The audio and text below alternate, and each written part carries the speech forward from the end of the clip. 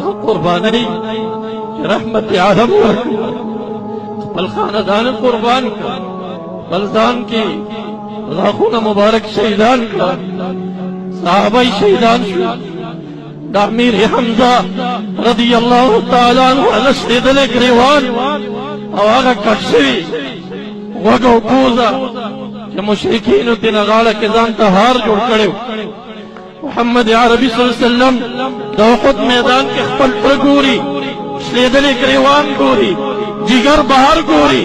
کافرانو په غاښونو چې چلے دي هغه په سینه باندې یې دي او بیا ورته فرمایي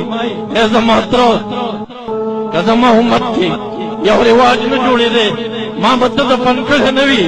ما به بهر پرېښی وي ما به امت ته ښودلی وي چې محمد عربي صلی الله علیه وسلم د دین نه خدمت دپاره څنګه قرباني ورکړې ده او د خپل خاندان پرې څنګه قربان پرېښی و خو بیا به خلک